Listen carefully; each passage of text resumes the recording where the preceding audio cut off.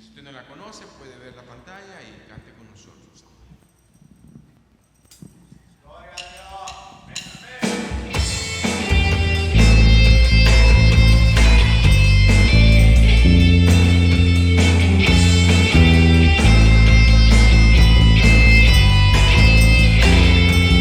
Hoy te adoramos, hoy te cantamos, a una voz decimos Santo, Santo Dios. Hoy nos unimos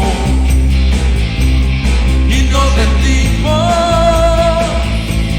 que tu reino venga ahora a este lugar.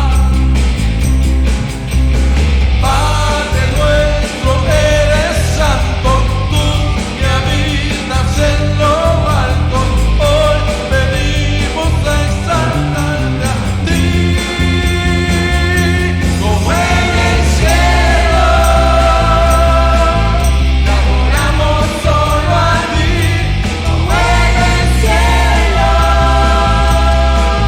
Nos rendimos ante ti, tu voluntad haremos en la tierra como lo es en el cielo. Ven, desciende, reina solo tú, como en el cielo,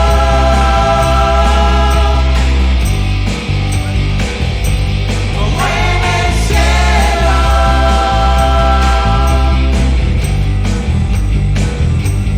Hoy te adoramos,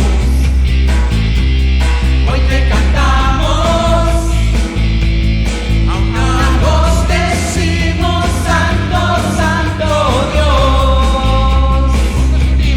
Hoy nos unimos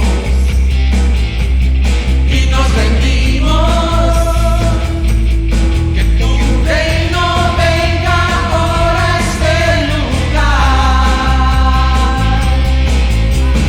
Padre nuestro, eres santo, tú que habitas en lo alto. Hoy venimos a exaltarte a ti, como en el cielo. Te adoramos solo a ti, como en el cielo. Nos rendimos ante ti, tu voluntad haremos en la tierra como lo es en el cielo. Ven, desciende y reina solo tú, como en el cielo,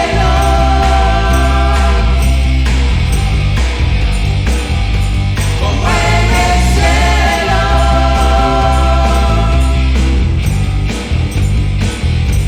como en el cielo.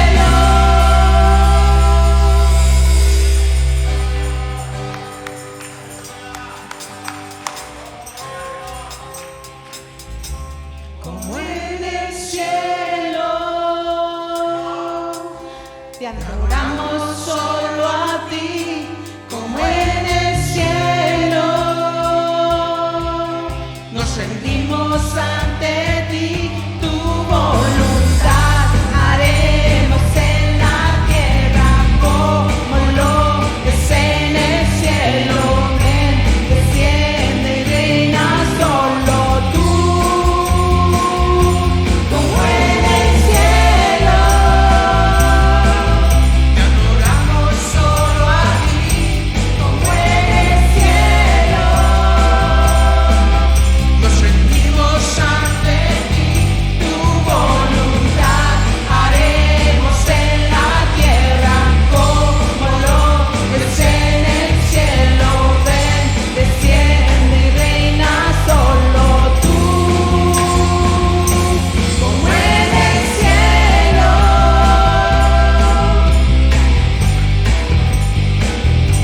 como en el cielo.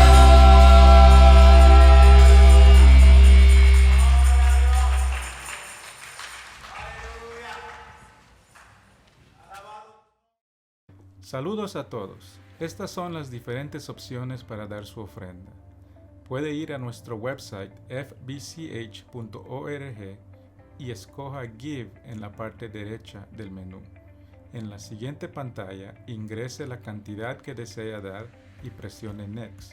Tendrá que ingresar y confirmar su número de teléfono antes de entrar a la pantalla de pago. Las otras opciones son con efectivo o con cheque. Por favor, envíe su cheque al 9280 Maple Avenue, Hesperia, California. Gracias por su colaboración y que Dios le bendiga. Buenas tardes, hermanos, ¿cómo están? Espero que estén bien este día domingo. Mi nombre es Néstor y sirvo en el Ministerio de la Música. El Señor me ha dado la oportunidad de poderle servir y ser un obrero en la viña del Señor. Gracias por estar aquí con nosotros esta mañana y es mi turno ahora de darle los anuncios para esta semana. Si usted viene por primera vez, le invitamos a que llene nuestra tarjeta de bienvenida y eso nos va a ayudar a conocerle más a usted. Al entregar la tarjeta a nuestros sugieres, recibirá usted un regalito de bienvenida. Si ya eres miembro de la iglesia y estás listo para el próximo paso, le invito a que llene la tarjeta de servicio para que usted se pueda involucrar más en los diferentes ministerios de la iglesia. Ahora, enfrente de su silla usted también va a encontrar unos códigos QR para que los escanee con su teléfono móvil y pueda llenar la tarjeta de información. Así le conoceremos más. Ahora vamos a los anuncios. El día 18 de septiembre a las 10:30 de la mañana tendremos una clase de bienvenida. Se llama clase 101. Esta clase es para conocer a nuestro pastor Carlos, las creencias y valores de nuestra iglesia y aprender sobre el bautismo y más. Esta clase le va a dar a usted la oportunidad de convertirte oficialmente en un miembro de la iglesia. Así que recuerde, día 18 de septiembre a las 10:30 de la mañana. Ahora regístrese visitando el centro de bienvenida o también escaneando el código QR. Otro anuncio importante es para el día 9 de septiembre. Ese día comienzan las reuniones de damas y varones. No te pierdas la oportunidad de crecer en el conocimiento de nuestro Señor Jesús. Estas reuniones van a ser cada viernes a las 6:30 de la tarde. Así que les esperamos. También el siguiente anuncio es el Día de Hesperia. Ya casi está aquí y realmente necesitamos su ayuda el día 17 de septiembre. Recuerde, Día de Hesperia. En este día vamos a dar a conocer nuestra iglesia repartiendo folletos. Ahora, hermanos, también quiero informarles que los jóvenes van a realizar un spot raiser o una recaudación de fondos la próxima semana para recaudar dinero para que ellos puedan ir al retiro de otoño. Apóyelos comprando papas al horno el próximo domingo 11 de septiembre, después del horario de servicio de las 8 de la mañana y las 10:15 de la mañana. Todas las papas que se vendan van a ser para la donación, para que los muchachos puedan ir al campamento. Gracias por estar con nosotros esta mañana y preparemos nuestro corazón para la palabra del Señor impartida por nuestro pastor Carlos. Que Dios les bendiga. Muy buenas tardes, hermanos y hermanas. Gracias por acompañarnos el día de hoy. Vamos a estar en Gálatas, primer capítulo de Gálatas. Estamos comenzando una nueva serie este día y vamos a estar aquí por el resto del año. Esta nueva serie se titula La libertad en Cristo, liberados para estar en libertad en Cristo. Y vamos a estar en esta carta de Pablo a la región de Gálatas. En realidad Gálatas no es una ciudad como las otras cartas, sino que una región donde Pablo viajó en su primer viaje misionero y lo visitó en su segundo y tercero también. Ahí en esa región de Gálatas fundó iglesias en pueblos, la Biblia nos dice como Antioquía, Iconio, Listra, Derbe. Pueden leer esto en Hechos capítulo 13 y 14. Esto es significativo, hermanos, porque es primera vez que iglesias se fundaban en región de los gentiles. Gálata era una región de gentiles, que son los que no son judíos. Antes de su primer viaje de Pablo a esta región, todas las iglesias habían comenzado en regiones judías para los judíos. Así que cuando Pablo empezó a establecer estas iglesias en las regiones gentiles, para los gentiles, muchos no estaban de acuerdo. Y en todo lugar que Pablo iba, podemos leer en Hechos, y lo vimos el año pasado que estudiamos ese libro, Pablo encontraba tremenda oposición. Y la oposición no era de los locales, no era de los gentiles, eran de los judíos. Los judíos que lo habían seguido de Jerusalén en todos sus viajes, porque consideraban cristianismo una secta que no se debía permitir. Pero aún así, con toda esta persecución de los judíos, Pablo logró establecer iglesias. Lo estableció con sana doctrina, entrenó líderes capaces para mantener la iglesia. Pero después que la iglesia ya se había fundado, empezaron a enfrentar otro tipo de oposición. Y esta oposición ya no era externa de los judíos, sino que era interna, también de los judíos, pero interna. Era una posición de dentro de la iglesia, de judíos que no podían aceptar que la gracia de Dios solo era posible a través de la fe en Jesús. Los judíos se consideraban el pueblo escogido y querían mantener el judaísmo, las tradiciones dentro de la iglesia cristiana. Y se conocen como los judaizantes. Los judaizantes creían en Jesús, decían que eran creyentes, creían en la salvación por gracia, pero también creían que eso no era suficiente, que tenías que hacer más para mantener la salvación.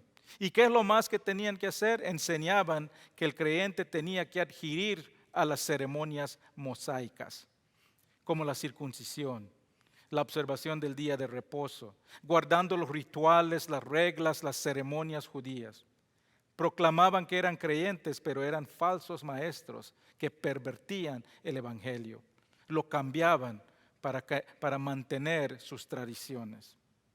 Así que Pablo escribe esta carta. Este es el contexto donde Pablo está escribiendo esta carta a estas iglesias en la región de Gálata como una defensa apasionada al evangelio, al puro evangelio, a la verdad del evangelio. Y el tema principal de esta carta es que la salvación es solamente posible por la gracia de Dios a través de fe en Cristo Jesús. Y que el añadir o restar a este mensaje invalida la suficiencia de la obra de Jesús. Es una amonestación esta carta. Es una amonestación a estas iglesias que habían permitido que el evangelio se pervertiera. Habían permitido la distorsión del evangelio y habían convertido el evangelio de gracia en una religión legalista que va en contra de la gracia de Dios. Así que Pablo quiere que sepan que solo la gracia salva, que solo la gracia libera al pecador. Por eso esta carta es conocida como la Declaración de Independencia del Creyente. Por eso le titulamos a esta serie Liberados. Gálatas trata temas importantes como la ley, la gracia, las obras, el verdadero evangelio, aún la muerte y la resurrección de Jesús, la salvación, la santificación. Pero algo que conecta todo el tema de esta carta es la libertad. La libertad del pecado, la libertad del juicio, la libertad del infierno, la libertad de todas formas de esclavitud espiritual. Y nos habla que somos liberados hacia la gloriosa propósito y la gracia que Dios tiene para cada persona que pone su fe en Él. En estos 6 capítulos de esta carta, se toca 20 veces el tema de esclavitud y libertad.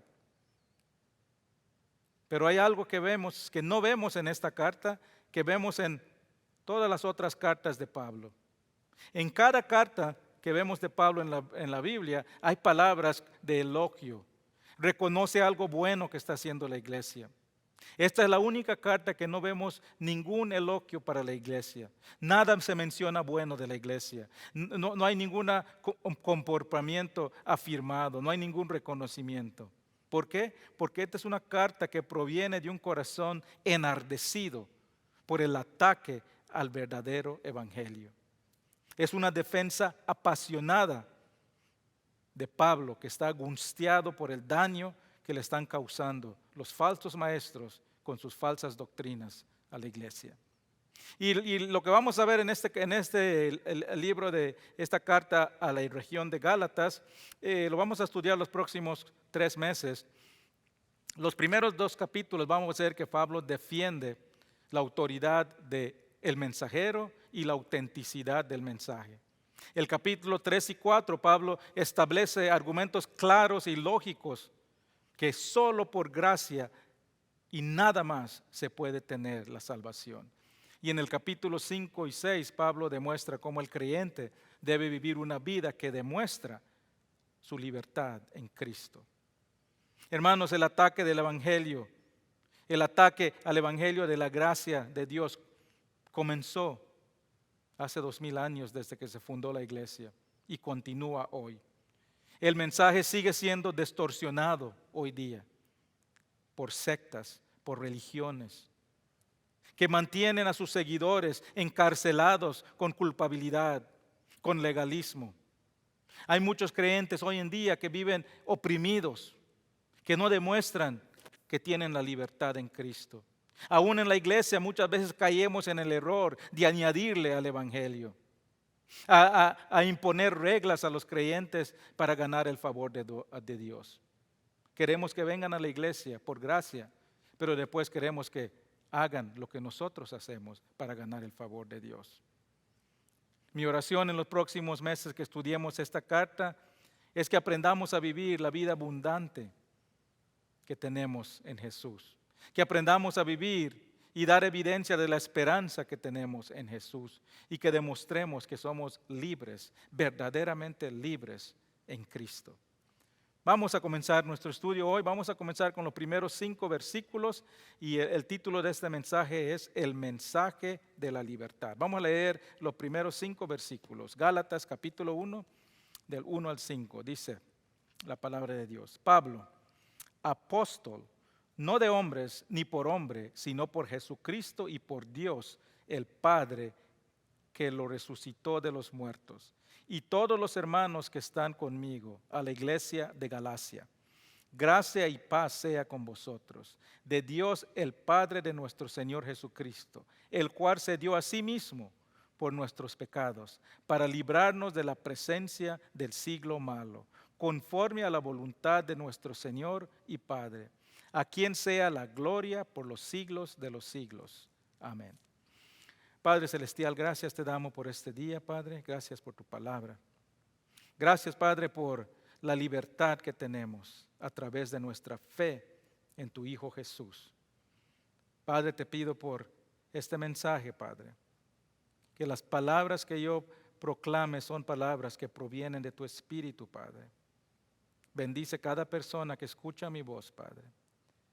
Y si hay alguien aquí, Padre, escuchando que está viviendo bajo el yugo de la culpabilidad, bajo el yugo del legalismo, bajo el yugo de reglas humanas añadidas al Evangelio, Padre, que reconozca que solo tú, solo fe en ti nos da la libertad. Y lo demás de nuestra vida lo hacemos en agrado a lo que tú has hecho por nosotros. Bendice este tiempo, Padre, en nombre de Cristo Jesús. Amén. Vamos a ver, hermanos, los 3 puntos que vamos a ver en el pasaje de hoy. Vamos a ver primero el mensajero, después el mensaje y después el motivo de nuestro mensaje. Vamos a comenzar, el mensajero. Pablo comienza esta carta directo y comienza estableciendo su autoridad para proclamar y defender el Evangelio de gracia de Jesús. Recuerden algo, que fue una de las primeras cartas que fue escrita, que tenemos en la Biblia. Es una de las primeras escritas cartas que dicen y explican la doctrina de salvación por gracia. No existía el Nuevo Testamento. No había una Biblia o un libro para validar la autenticidad del mensaje. No había otras personas proclamando el Evangelio de Jesús que podías comparar para ver si es verdad lo que estaba diciendo Pablo. Y para que una persona confiara lo que Pablo está diciendo, tendría que creer que en la confiabilidad, en la autoridad y la autenticidad del mensajero. En este caso es Pablo. Si no podían creer que Pablo tiene la autoridad de proclamar la verdad del Evangelio, no tenían que creer el Evangelio que proclamaba. Y eso es lo que los que estaban atacando el Evangelio conocían. ¿Y qué hicieron? Atacaron a Pablo, atacaron al mensajero. porque sabían que si atacan al mensajero, las personas rechazarían el mensaje. Y eso lo habían logrado. Se conocían como los judaizantes. Ellos habían descreditado a Pablo. Y habían dicho que Pablo no tiene la autoridad para hablar la verdad ante la iglesia. Habían convencido a la iglesia que Pablo no era un apóstol de Jesús, que él no tenía la verdad completa del evangelio, que él no era un mensajero genuino de Dios. Así que lo primero que Pablo hace en esta carta es establecer su autoridad apostólica, su autoridad como apóstol de Jesús. Versículo 1 dice: Pablo, apóstol, no de hombre ni por hombre, sino por Jesucristo y por Dios Padre que lo resucitó de los muertos. Esa palabra apóstol en el griego significa mensajero, significa alguien que es enviado y se refería a un mensajero que lleva un mensaje de una persona de autoridad. En esos tiempos los reyes, los gobernantes enviaban a mensajeros, a emisarios con sus mensajes. Y esa persona que llevaba ese mensaje del rey o del gobernante tenía toda la autoridad del rey. Tenía la autoridad legal para actuar en el nombre del rey. Tenía la autoridad para actuar en el nombre de ese gobierno. Y en el Nuevo Testamento hay dos usos de esa palabra apóstol. El apóstol, en primer lugar, puede ser un título específicamente para los que recibieron el mensaje directamente de Jesús. Pero también, en general, puede ser cualquiera que ha recibido el mensaje, tal vez no directamente de Jesús, pero también es enviado a proclamarlo. ¿Y cuál se refiere Pablo aquí? Es muy claro, Pablo dice que no recibió el mensaje de hombre, sino directamente de Jesús. Dice que Jesús mismo lo reveló ese mensaje, que Jesús mismo lo envió a proclamar ese mensaje. Y en Hechos 9 nos relata este encuentro que Pablo tuvo con Jesús cuando fue enviado. Y si leen ahí van a ver el testimonio de Pablo que en el camino a Damasco a perseguir a cristianos, Jesús se le aparece como un resplandor y queda ciego. Y lo envían a la casa de creyentes en Damasco. Pero Jesús mismo lo envía. Dice Hechos 9:15, el Señor le dijo: ve, porque instrumento escogido mío es este, para llevar mi nombre en presencia de los gentiles y de reyes y de hijos de Israel. Vamos a ver en 2 semanas en más detalle este encuentro que Pablo tuvo con Jesús. Pero lo que podemos ver aquí hoy, que también dice que fue al desierto por 3 años. Y dice que ahí recibió la revelación del mensaje directamente de Dios. Ahora, hermanos, hay que recordar que estos eventos ocurren cuando la iglesia se está fundando. Está comenzando la iglesia. Los 12 apóstoles de Jesús aún vivían. Aún vivían estos 12 discípulos, que eran los primeros 11. Judas murió, después lo reemplazaron con Matías, pero estos 12 eran considerados los apóstoles. Era la era apostólica. Eran las personas que recibieron el mensaje directamente de Jesús. Ellos tuvieron un privilegio y una posición única, pero también tuvieron un propósito y una función única para ese tiempo. Efesios 2, 19 y 20 dice: así que ya no sois extranjeros ni advenedizos, sino conciudadanos de los santos y miembros de la familia de Dios, edificados sobre el fundamento de ¿quién? De los apóstoles y profetas, siendo la principal piedra del ángulo Jesús Cristo mío. ¿Cuál era la función única de estos apóstoles? Ellos eran el fundamento de la iglesia, la edificación de la iglesia, el inicio de la iglesia. Los apóstoles estaban encargados de asegurar que la iglesia se fundara con la sana doctrina. Ellos recibieron el mensaje directamente de Jesús y ellos tuvieron esa responsabilidad de que ese mensaje se funde la iglesia con sana doctrina de ese mensaje sin que sea pervertido. Y eso vemos, cuando vemos en Hechos 2, dice que se reunían cada día y dice preservaban en la doctrina de los apóstoles. ¿Por qué? ¿Por qué no dice que preservaban en las Escrituras? Porque todavía no existían las Escrituras del Nuevo Testamento. Lo único que tenían era el mensaje de los apóstoles, ese mensaje que ellos recibieron directamente de Jesús. Eso es lo que hablamos cuando decimos que era la era apostólica. Era el inicio de la iglesia, cuando los apóstoles eran los únicos que podían transmitir la verdad del mensaje de Jesús. Pero después de los primeros 20 años de la iglesia, el mensaje ya empezó a ser escrita. Las cartas y los libros que tenemos en el Nuevo Testamento ya empezaban a circular. La iglesia ya estaba fundada. Y después de un tiempo terminó la era apostólica.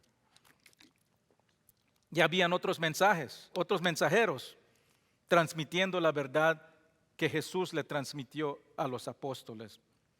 Ellos ya habían enseñado a otros líderes, a otros maestros, a otras personas y los enviaban.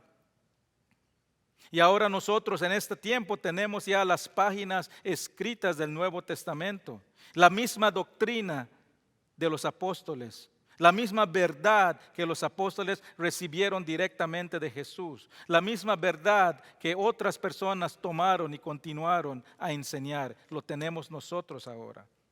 Ya no existen apóstoles en términos específicos de que lo recibieron los mensajes directamente de Jesús. Y lo que nos dice Pablo aquí, que él fue uno de esos que lo recibió directamente de Jesús. Así que solo hubieron 13 personas que eran apóstoles específicos que recibieron el mensaje directamente de Jesús. Los 12 primeros, Matías que reemplazó a Judas, que vivieron con Jesús, y Pablo que recibió el mensaje de Jesús, del Jesús resucitado, y fue enviado con ese mensaje a los gentiles. Después de eso vemos que el liderazgo y la enseñanza de la verdad del mensaje de Jesús ya no es la responsabilidad de apóstoles, sino que es la responsabilidad de evangelistas, pastores, maestros, pero con la misma verdad de los apóstoles originales. La función del apostolado original ya no existe. Esa era una función específicamente durante la fundación de la iglesia. Pero ya tenemos la misma doctrina con que fue fundado, ya lo tenemos documentado en la palabra de Dios.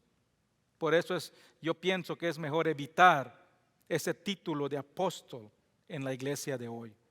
Para evitar confusión, para evitar abuso del título, yo creo que es mejor evitar y no utilizar ese título en la iglesia de hoy. Ahora, en términos generales, la función de apóstol continuó aún después de los apóstoles originales y continúa aún hoy. Todo creyente ha recibido el mensaje del Evangelio y es enviado a proclamarlo al mundo. Todo creyente es un mensajero de Jesús. Todo creyente es comisionado para llevar el mensaje de Jesús y hacer discípulos. Todo creyente es llamado a ser un testigo del Evangelio de Jesús. Todo creyente es un embajador de Jesús. Segunda de Corintios 5:20. Así que somos embajadores en el nombre de Cristo, como si Dios rogase por medio de nosotros. Os rogamos en nombre de Cristo, reconciliaos con Dios. Un embajador representa al que lo envió. Un embajador es enviado a otro país, pero representa a su país y a su presidente. Un embajador es obligado a mantener su lealtad a su país. Tiene la bandera de su país en la embajada. Tiene la foto de su presidente en la embajada. Aprende la cultura local, aprende el lenguaje, aprende la comida, pero no abandona su identidad. Eso describe la función del creyente aquí en el mundo. Dice la Biblia que nuestra ciudadanía no es en este mundo. Somos ciudadanos del reino de Dios, pertenecemos a la familia de Dios. Estamos aquí simplemente como embajadores de Jesús, como representantes de Jesús. Estamos aquí para promover el mensaje del Evangelio. Y debemos vivir aquí, pero nunca debemos olvidar nuestra identidad, de dónde somos y lo que creemos. Todos hemos sido llamados, hemos sido equipados, hemos sido comisionados, todos hemos sido enviados. Estamos aquí como mensajeros de Jesús. Noten algo interesante, que cuando Pablo primero establece su autoridad apostólica, dice que lo recibió directo de Jesús, fue un llamado personal, pero también ponen claro que la obra, la comisión, no solo es de él. Todos somos llamados para obrar en equipo. Mira, dice Pablo apóstol llamado por Dios, y después versículo 2, dice, yo soy apóstol, pero dice, y todos los hermanos que están conmigo. Yo soy el apóstol enviado por Dios, pero también tengo hermanos que están comisionados para hacer la misma obra. La función y el título de apóstoles originales fue singular, fue único.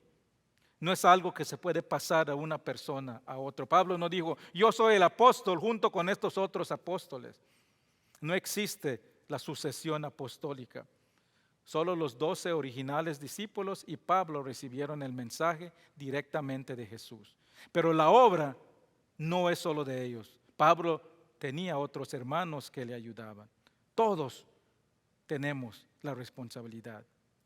Y eso lo vemos en el ministerio de Pablo. En todo su ministerio, él siempre trabajaba con otros creyentes, siempre trabajaba en equipos. Cuando leemos Hechos en sus viajes misioneros, vemos que siempre andaba con su equipo, andaba con Bernabé, con Silas, con Timoteo, con Tito. En todo lugar que llegaba, él buscaba otros creyentes y trabajaba con ellos. Formaba su equipo. Los enseñaba para poder seguir la obra, para que ellos también continúen proclamando la verdad del Evangelio.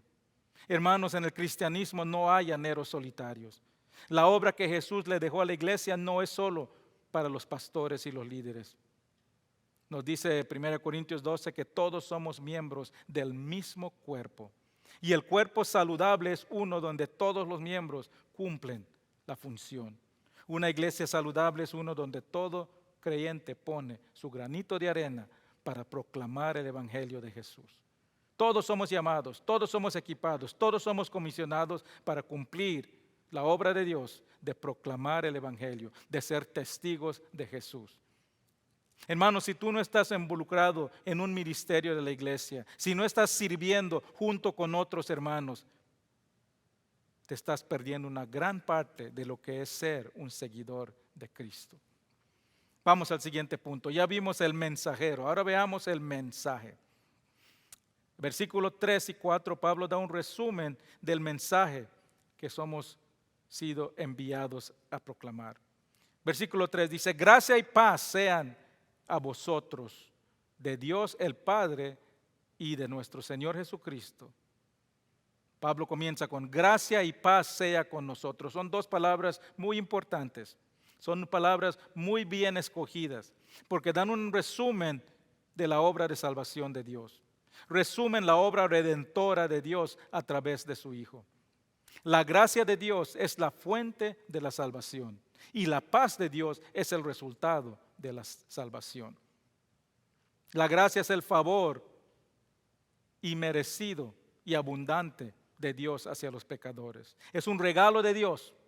Es solo por gracia que podemos recibir la salvación. No lo podemos ganar, no lo podemos obrar. Efesios 2, 8 y 9 dice, porque por gracia sos salvo, por medio de la fe.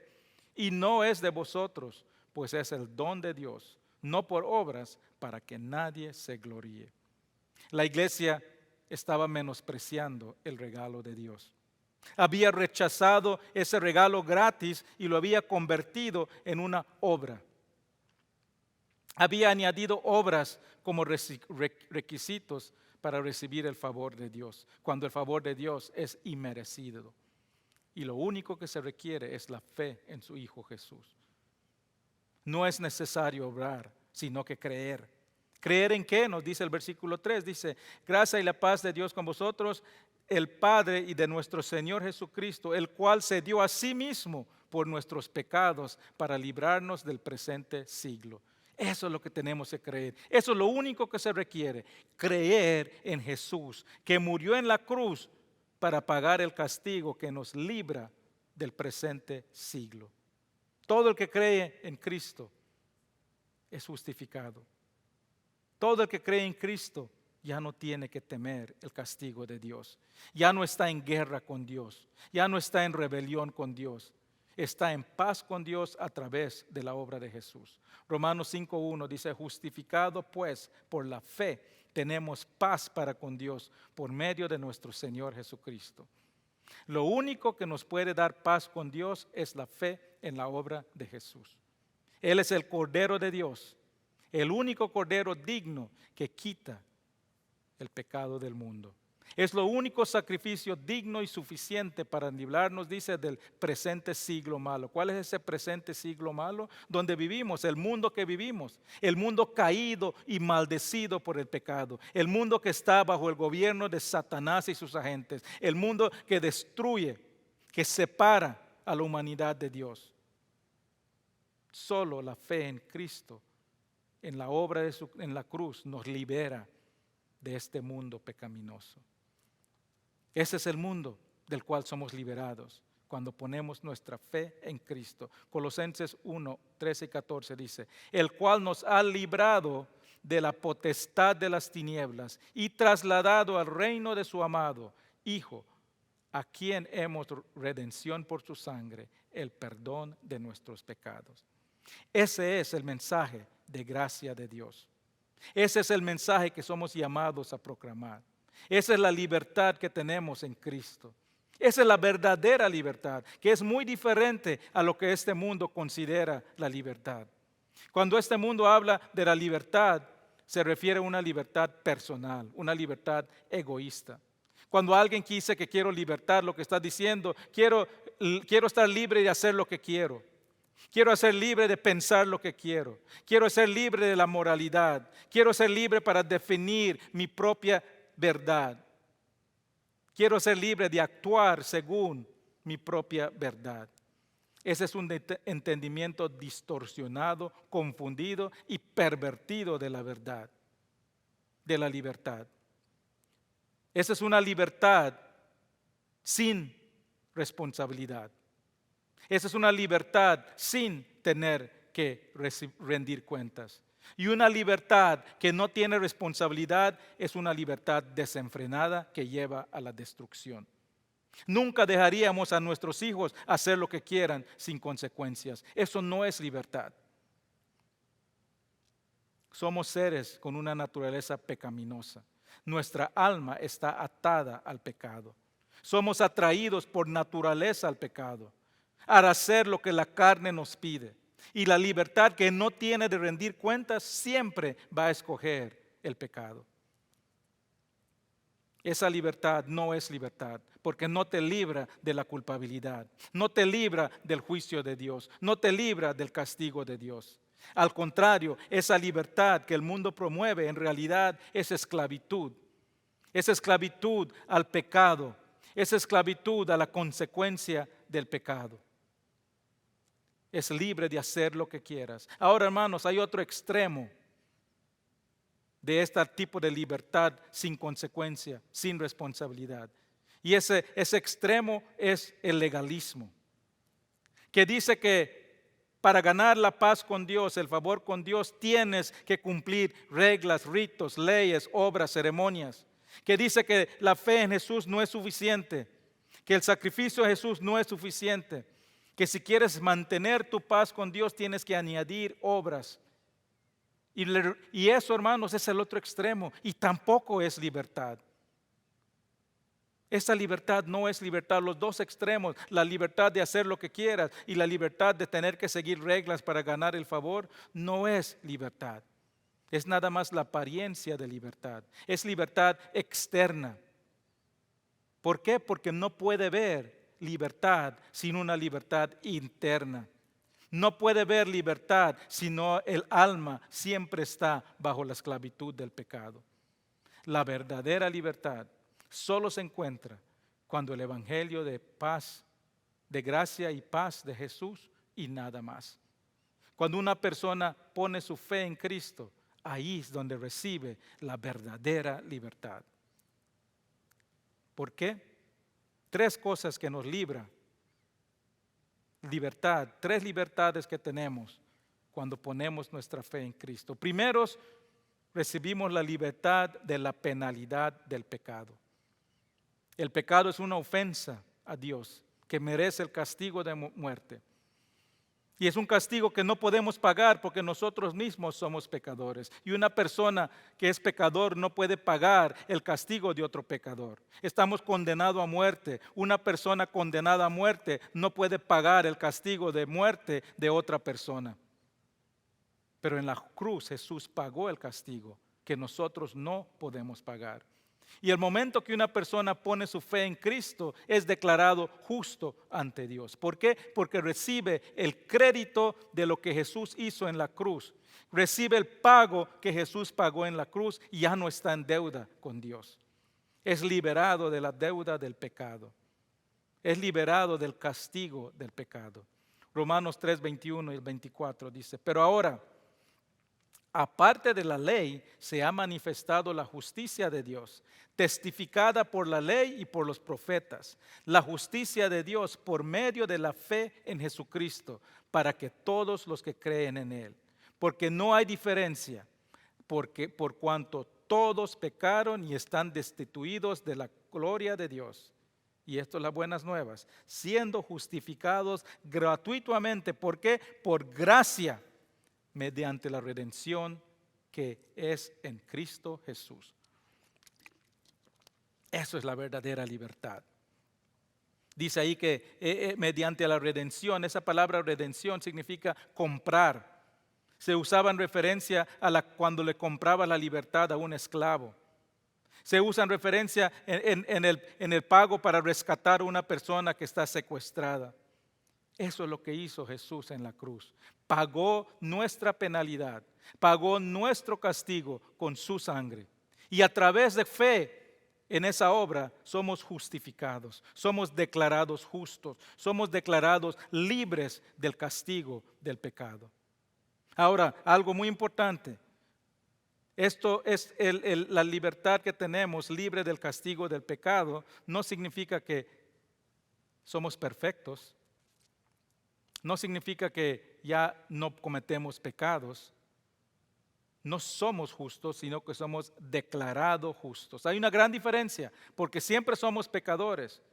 Pero el sacrificio de Jesús paga el castigo de todos nuestros pecados, pasados, presentes y futuros. Y cuando Dios nos mira, ya no mira un pecador condenado a muerte, sino que mira la justicia de Cristo en nosotros y nos libra de la penalidad del pecado. También somos libres del poder del pecado.